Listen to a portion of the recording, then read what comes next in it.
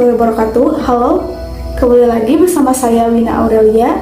Di video kali ini, saya akan memaparkan rangkuman materi tentang metodologi pengembangan sistem akuntansi. Metode pengembangan sistem merupakan langkah-langkah yang dilalui oleh analis sistem dalam proses pengembangan sistem informasi. Apa itu analis sistem?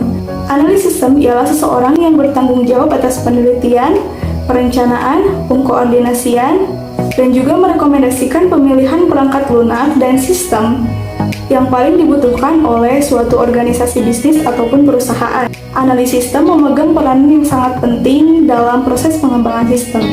Pengembangan sistem akuntansi dilakukan melalui 3 tahap.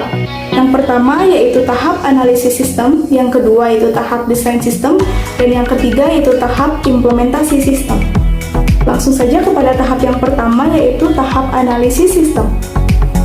Analisis sistem merupakan teknik pemecahan masalah yang menguraikan bagian-bagian komponen dan mempelajari seberapa baik bagian-bagian komponen tersebut bekerja dan berinteraksi untuk mencapai tujuan mereka. Nah, pada tahap analisis sistem ini menghasilkan 2 dokumen tertulis, yaitu usulan pelaksanaan analisis sistem dan juga laporan hasil analisis sistem. Nah, sebelum menghasilkan 2 dokumen tersebut, mestilah melalui analisis pendahuluan terlebih dahulu. Dalam analisis pendahuluan ini, analis sistem mengumpulkan informasi untuk mengetahui secara menyeluruh mengenai perusahaan kliennya. Setelah itu, dihasilkanlah dokumen tertulis usulan pelaksanaan analisis sistem yang bertujuan untuk mempertemukan pikiran pemakai informasi dengan analis sistem mengenai pekerjaan pengembangan akuntansi yang akan dilaksanakan oleh analis sistem dan juga untuk memenuhi kebutuhan para pemakai informasi tersebut. Kemudian, setelah dihasilkannya dokumen tertulis tersebut, dilakukanlah pelaksanaan analisis sistem. Pada tahap ini, analis sistem mempelajari laporan yang dihasilkan oleh sistem akuntansi yang sekarang digunakan, juga melaksanakan analisis setiap transaksi. Kemudian, barulah disajikan dalam satu laporan yang disebut dengan laporan hasil analisis sistem. Laporan ini merupakan dokumen tertulis yang dibuat oleh analis sistem untuk diserahkan kepada pemakai informasi. Laporan ini berisi temuan-temuan yang diperoleh oleh analis sistem dalam tahap analisis sistem tersebut. Kemudian lanjut kepada tahap yang kedua, yaitu tahap desain sistem. Desain sistem merupakan proses penerjemahan kebutuhan pemakai informasi ke dalam alternatif rancangan sistem informasi yang diajukan kepada para pemakai informasi untuk dipertimbangkan.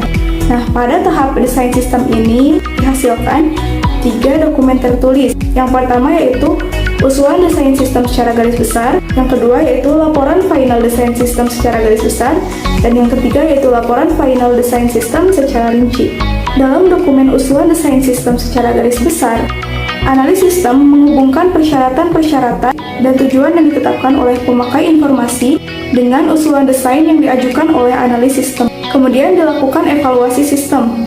Berdasarkan hasil diskusi antara pemakai informasi dan juga analis sistem, dalam pengajuan usulan desain sistem secara garis besar dan juga evaluasi sistem, analis kemudian membuat laporan final desain sistem secara garis besar.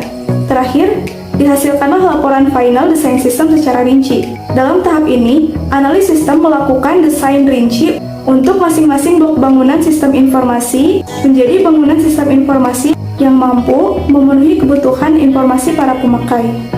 Kemudian, tahap terakhir dalam metode pengembangan sistem ialah implementasi sistem, yang merupakan puncak segala pengembangan dan perencanaan sistem informasi.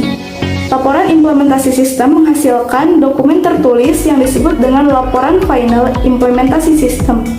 Laporan ini berisi 2 bagian, yaitu rencana implementasi sistem dan juga hasil implementasi sistem. Nah, kemudian bisa teman-teman lihat sendiri dan juga baca tentang pendekatan konversi yang dapat digunakan oleh analis sistem dalam mengkonversi sistem lama dengan sistem yang baru. Nah, adapun simbol untuk pembuatan alir data atau data flow diagram dan juga bagan alir dokumen atau dokumen flowchart.